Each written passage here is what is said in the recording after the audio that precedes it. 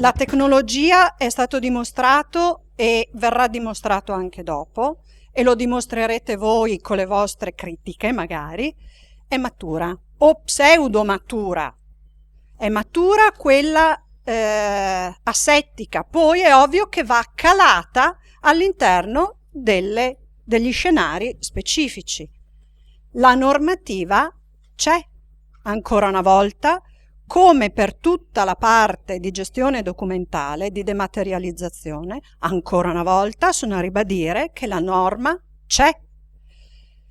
Qual è, e evidenzio ancora una volta, dove stanno i problemi? Stanno dove dobbiamo riorganizzare, oppure creare di bel nuovo, perché avremo degli scenari schillati dove magari sarà più difficile andare a far calare delle novità, degli altri scenari dove non c'è niente ed è bellissimo costruire, perché si parte dalla base, da zero, e allora lì possiamo essere eclettici e fantasiosi.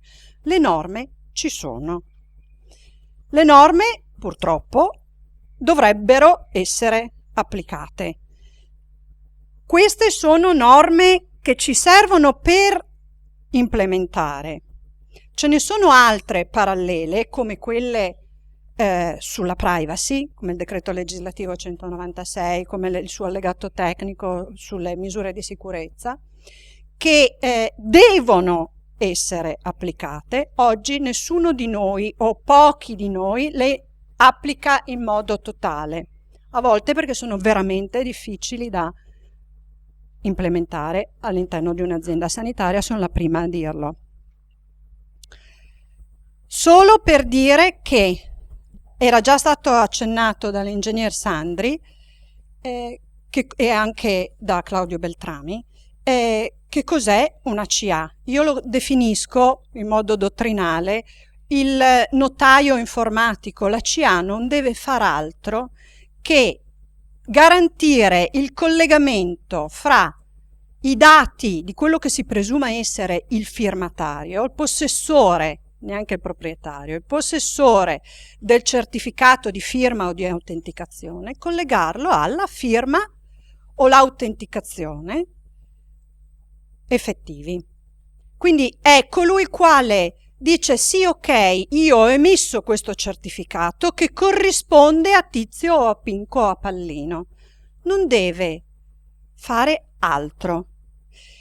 Dovrebbe, nella teoria, dovrebbe anche badare a tutta quella parte organizzativa di back office e front office con il richiedente o poi il titolare del certificato. Ma la normativa più recente permette che la CA deleghi, delocalizzi presso terzi tutte le attività operative, pragmatiche, spicciole. Chiamo Tizio perché? Perché devo emettere un certificato di firma o di autenticazione per lui.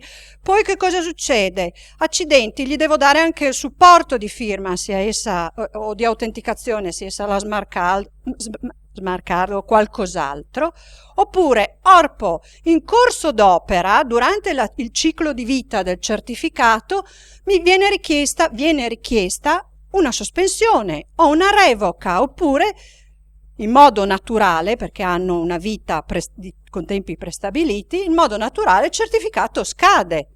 Tutto questo non può gestirlo l'Actalis di turno o l'Infocerto o chi che sia a Roma, a Torino, a Ginevra o a Honolulu.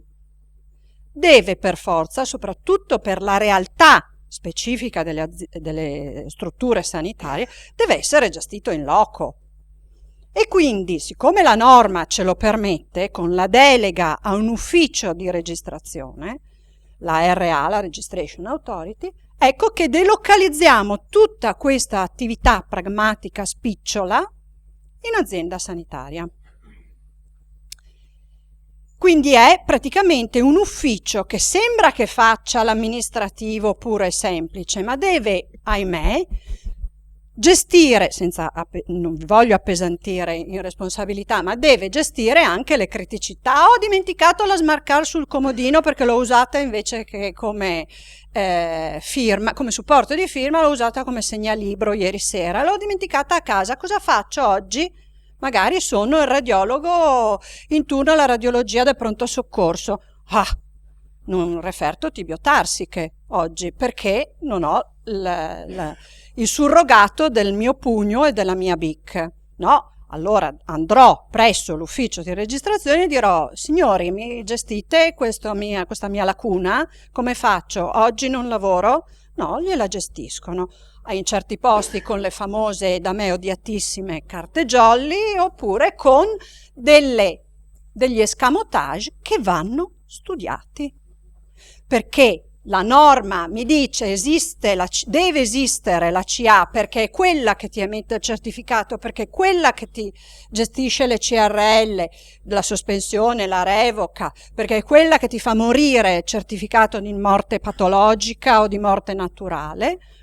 C'è un ufficio di registrazione che deve anche, purtroppo per lui o per fortuna per tutta l'azienda sanitaria, che dovrà ringraziarlo, dovrà gestire i piccoli problemi quotidiani che, detti qua, sono piccoli e pochi. Poi, quando aumentano gli utilizzatori, non sono più i 3 laboratoristi o i 5 radiologi volonterosi, ma dovranno diventare tutti gli operatori sanitari, perché non tutti firmano, ma tutti dovranno più o meno avere accesso ai sistemi, quindi avere un proprio certificato di autenticazione. Quindi sembra semplicistico dire: vabbè, un po' come sono partiti i pionieri, vabbè, ti do 3 smart card perché parte il servizio di laboratorio, il servizio di radiologia o l'anatomia patologica, perché il primario ha spinto perché i suoi referti venissero firmati con firma digitale, e i sistemi informativi, che sono sempre il capro espiatorio, perché sono skillati tecnologicamente, quindi mi devono risolvere anche i problemi organizzativi, non so perché, gestiranno le 3 smart card di firma.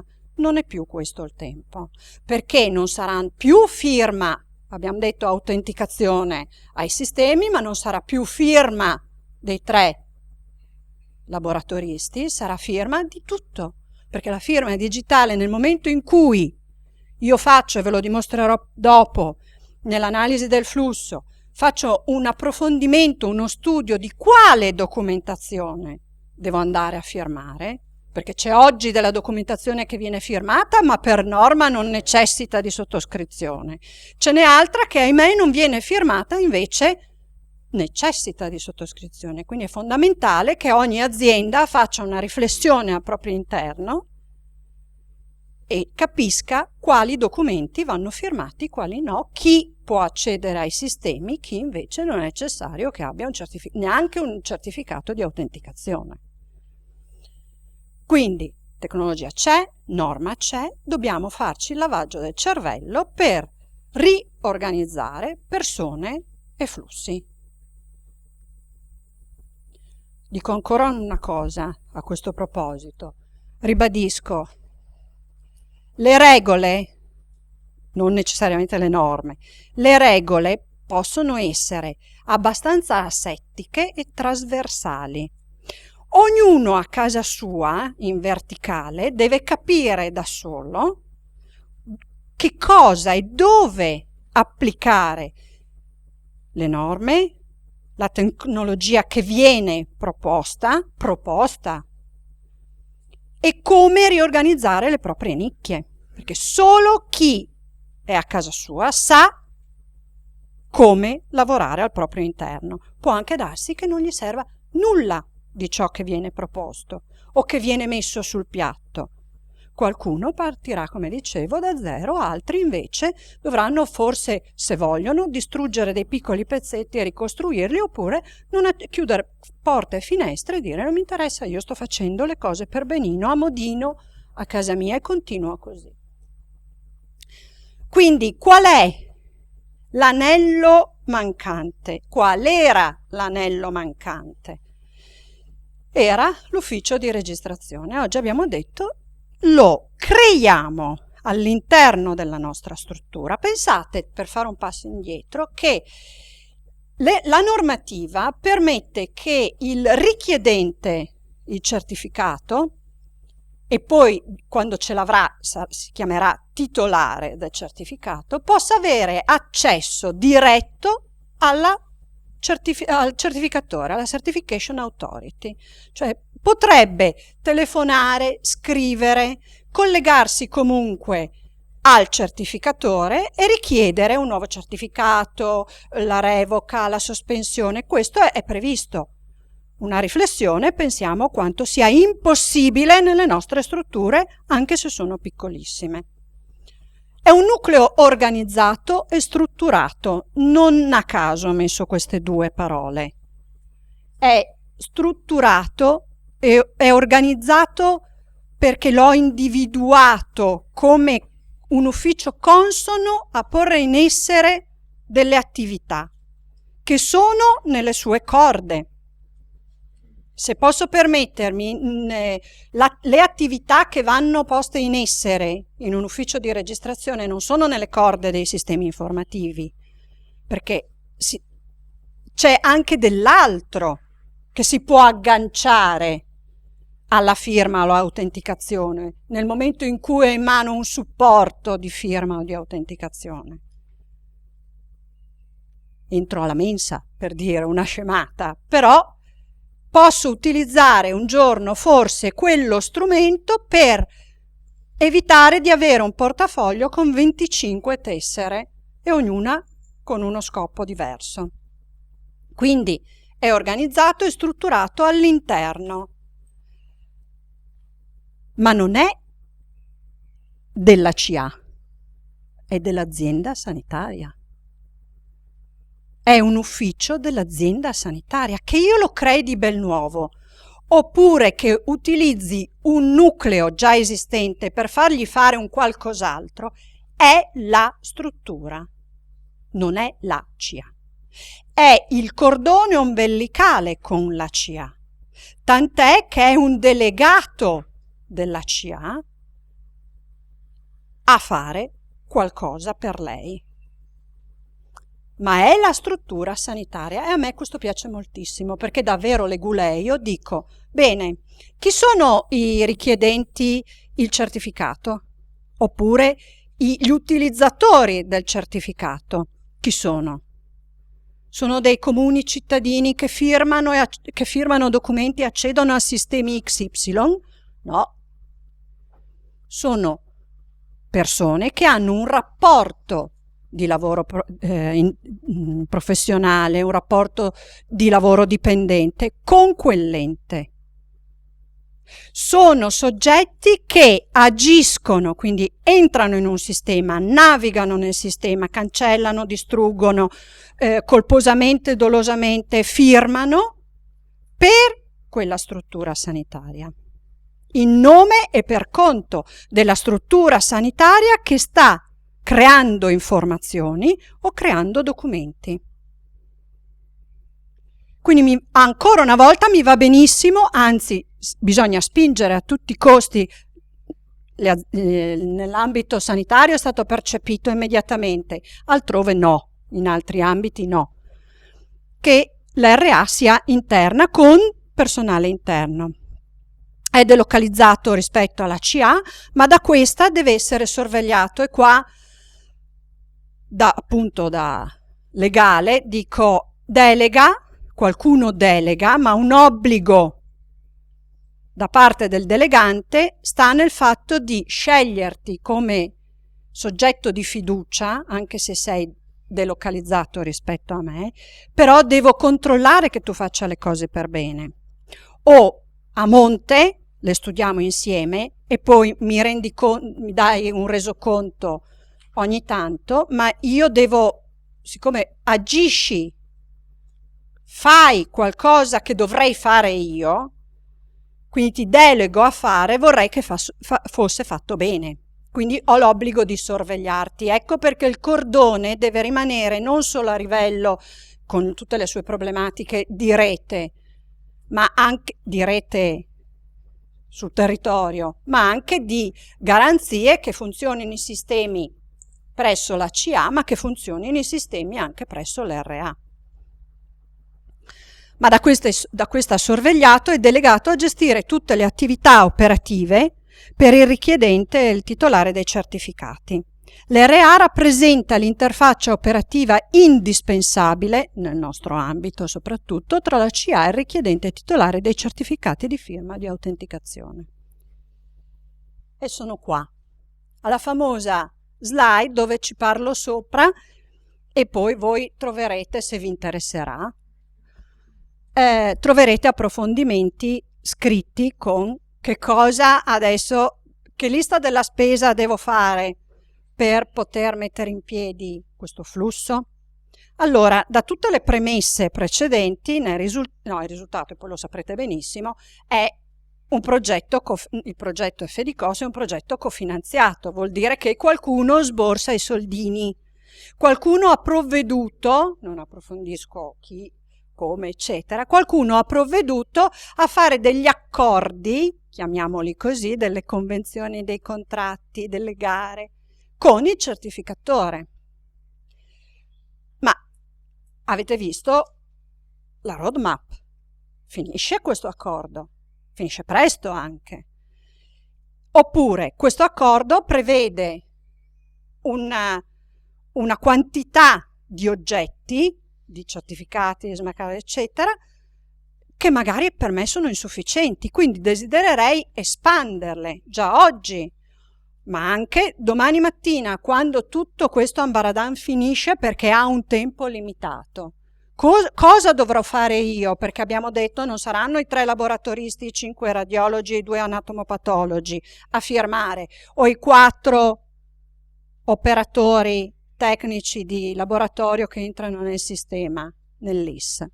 Quindi dovrò pensare ad allargare, perché tutta la documentazione che va firmata e tutti i sistemi per norma, tutti i sistemi devono rispondere a delle norme di sicurezza. Quindi domani avrò bisogno di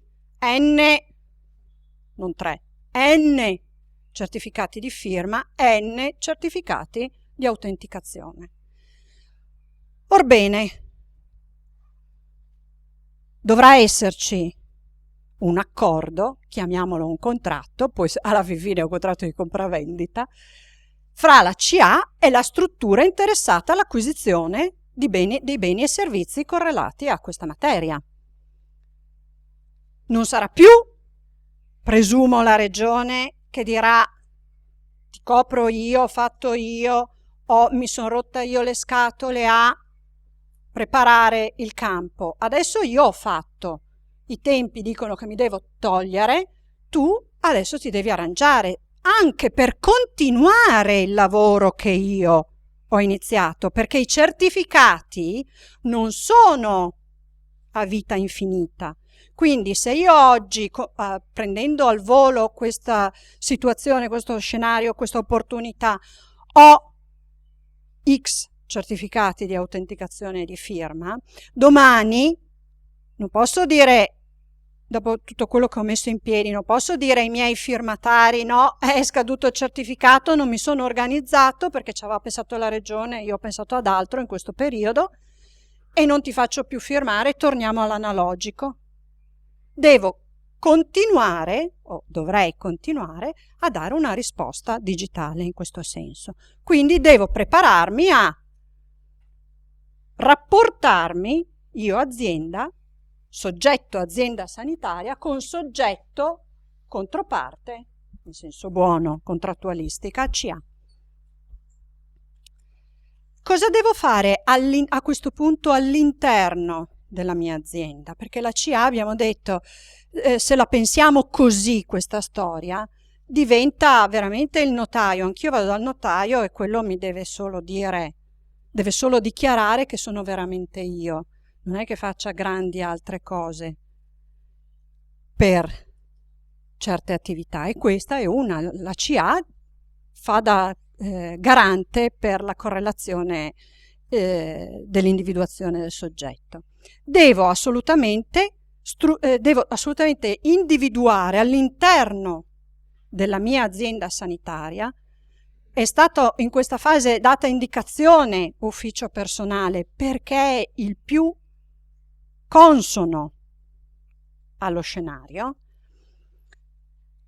Devo individuare quindi l'ufficio e i soggetti preposti a porre in essere le attività. Ricordiamoci che ci saranno degli umani che faranno alcune cose all'interno di quell'ufficio. Non dobbiamo solo basarci sul collegamento, sulla rete, sul collegamento informatico fra l'azienda sanitaria che apre una porta con la CA. Ci saranno dei soggetti che in agosto vanno in ferie, dei soggetti che vengono trasferiti e vanno in pensione. Quindi devo pensare che ci siano dei Tizio, Caio, Sempronio ben individuati che lavoreranno all'interno, oltre a fare anche altre cose, lavoreranno per rispondere alle esigenze di un RA. Poi da un punto di vista tecnologico verranno installati i sistemi e le procedure nell'ufficio di registrazione, però la maggior parte di questi passaggi, osservate bene, necessiterà di formalizzazioni. Se io mi soffermo sul punto 1, è un contratto, dovrò formalizzare. Contratto, convenzione, chiamiamolo, è un atto formale. Se mi soffermo al punto 2, non sarà il nostro DG o chi per esso che prende Gigino per mano e dice: senti, domani vai tu dalle 3 alle 4 presso l'ufficio personale, che ci sarà la lista, la coda della gente che ti viene a chiedere i certificati. Ci dovrà essere un'individuazione formale, con un atto formale aziendale. Ci dovrà essere allegato, ovviamente per essere più snello, un atto che individui Gigino, Gigetto, Pierino, eccetera, che dovranno porre in essere determinate attività. Perché un domani, io penso sempre domani, non mi ricordo chi prima ha detto davanti al giudice, domani potrebbero esserci dei problemi. Io mi presenterò con un atto che dimostrerà la formalizzazione delle nomine e con quello potrò incastrarmi se ho lavorato male o salvarmi se ho lavorato bene. Ci sarà appunto al punto 3 l'installazione, al punto 4 una non solo informazione, che è sempre fondamentale, ma anche la formazione. Con l'informazione è già questa una parte di informazione. Con la formazione vieni, schiaccia il bottone, collegati, scrivi, metti dentro la smart card, chiedi la marca temporale, eccetera. Ma c'è anche una parte doverosa di informazione. Quando si parla di dematerializzazione, sino all'altro ieri, c'è stato un leggero approccio, ma sì, dai, facciamo, pur di partire si fa.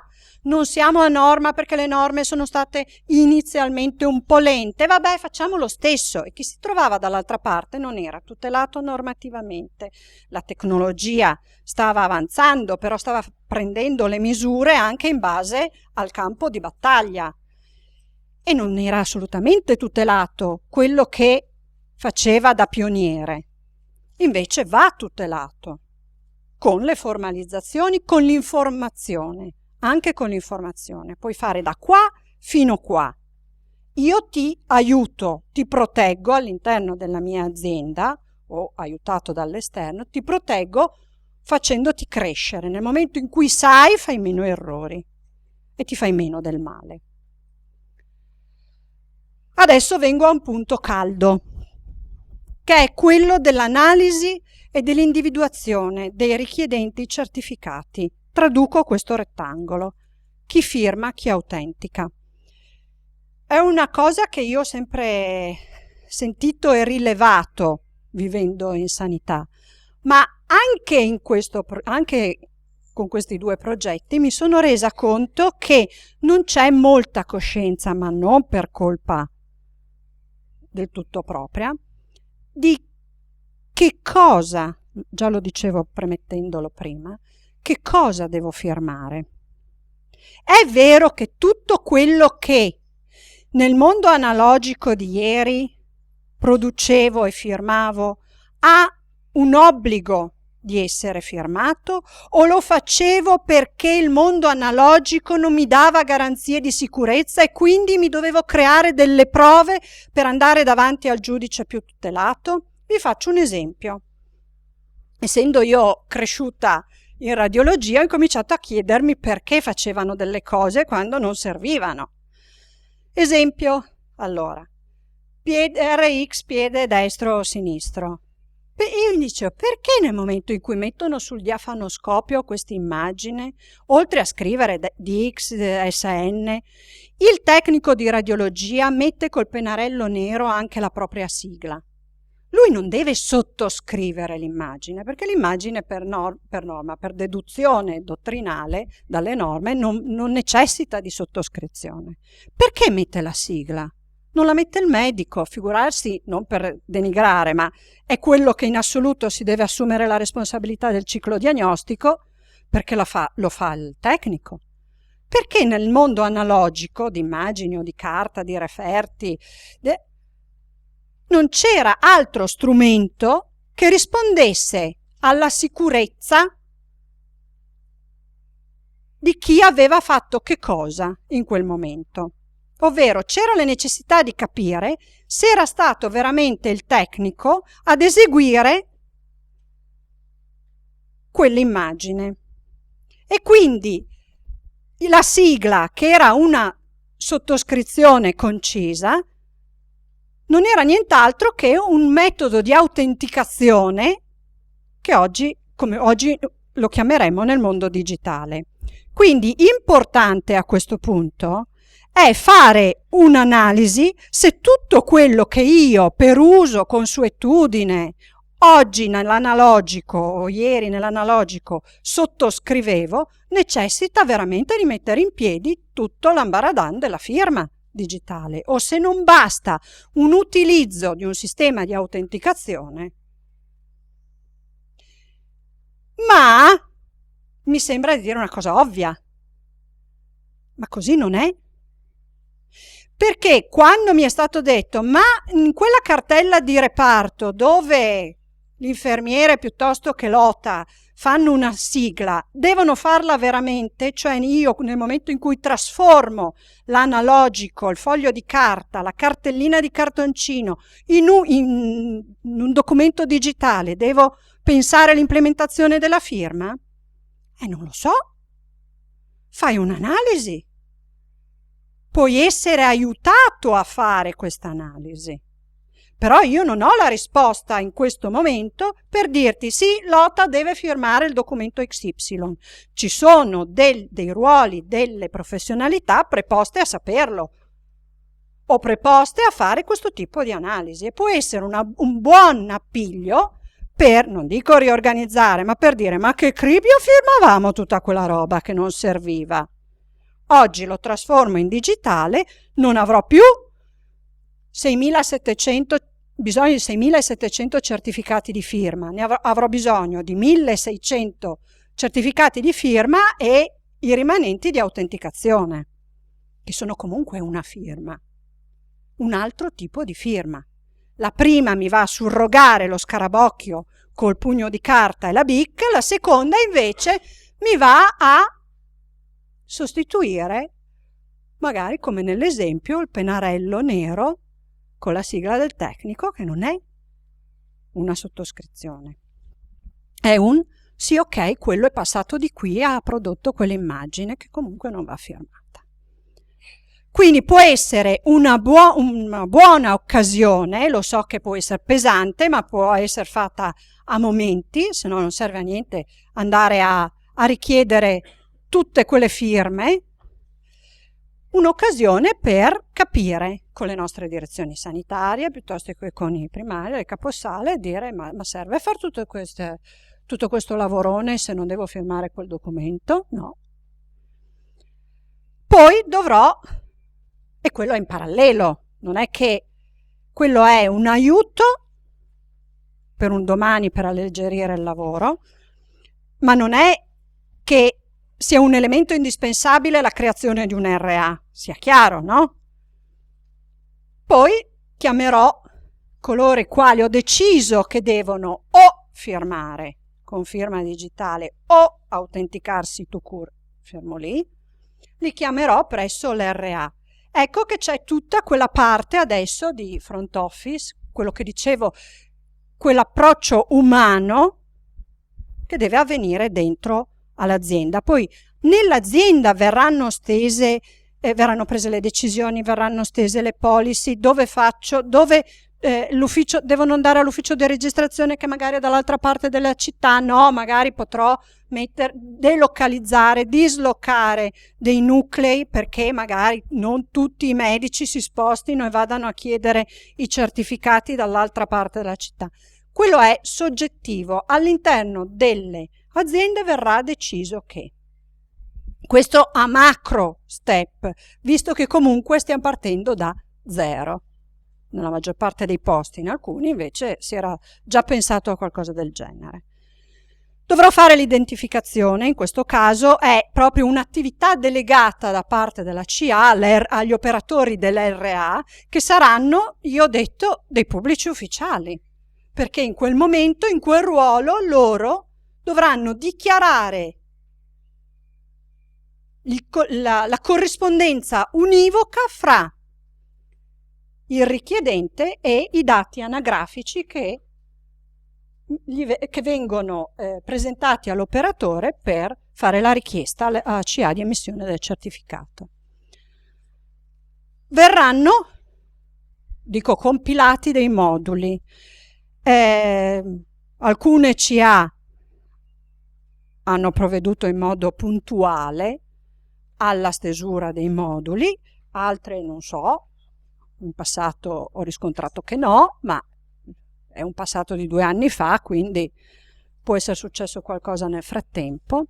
Modulistica che è un po', sì, un po' filoleguleia, nel senso che ti faccio la richiesta, siccome io lo chiamo un ciclo di vita del certificato, dicevo prima, il certificato nasce con l'emissione, poi può avere tutte delle criticità in mezzo, ma poi ha un tempo limitato, una volta 1 anno, 3 anni, 5 anni, c'è una media adesso, ma ha un tempo limitato e in modo naturale muore.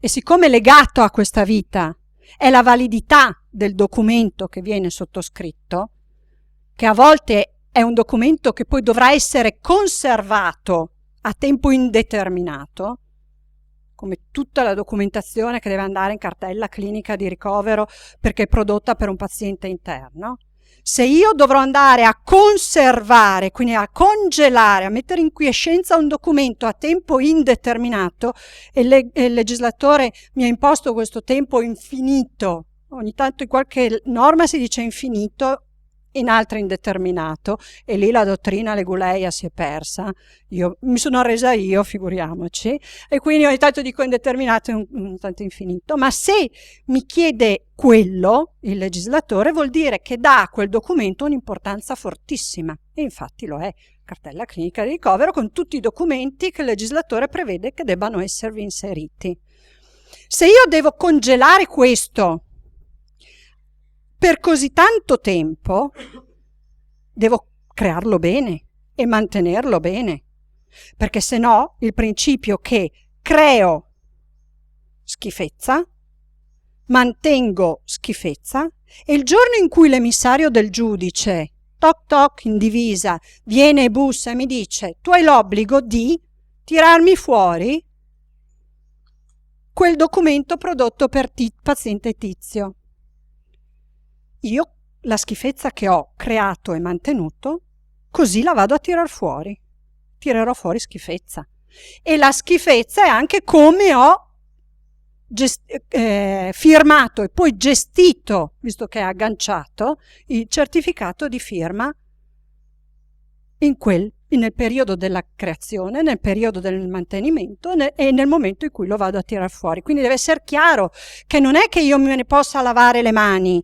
Ho creato un documento a modino, lo mantengo male, chi se ne frega, lo metto via, tanto incrociamo le dita dei piedi e non verrà nessuno a richiedermelo. Devo fare le cose bene, se no io sono la prima a dire, pur essendo invaghita della digitalizzazione, della documentazione, sono la prima a dire no. Foglio di carta A4, penna Bic e andiamo avanti così, perché sennò domani ho dei problemi. Quindi se inizi bene e continui bene e tiri fuori dal cappello della conservazione bene, se no non farlo proprio, se non ti senti pronto o garantito. Quindi tutto ciò che è modulistica sì, va bene, è proprio formalizzazione pura, ma inizia, percorre e chiude il ciclo di vita del certificato, che come ribadisco è importante perché mi fa valere o non valere quel documento che devo mantenere a tempo indeterminato. Poi ci sarà il collegamento tra la RA e la CA, perché sono delegata a fare qualcosa, ma visto che quel capo là o quel pseudo capo là della CA mi ha delegato a fare qualcosa e vuole sorvegliarmi e deve mantenere anche lui la vita di quel certificato pubblicando le liste di revoca o di sospensione, devo registrare e comunicare a lui le informazioni raccolte. E finalmente potrò emettere il certificato, oppure lo potrò, leggete anche, revocare o sospendere e comunicare alla CA, e potrò consegnare contestualmente, e anche lì da un punto di vista organizzativo può cambiare da un posto all'altro, da una scelta all'altra trasversale, consegnare contestualmente il supporto di firma o di autenticazione. Come ultima, l'ho messa così bella verde perché mi piace molto, e così lunga, l'ho chiamata archiviazione documentale, perché tutto ciò di cui abbiamo parlato fino adesso è legato al mondo digitale, sia nella gestione che nella creazione di uno strumento per la dematerializzazione. Ma ahimè, facciamo un ragionamento, in molta documentazione dei certificatori si parla di conservazione.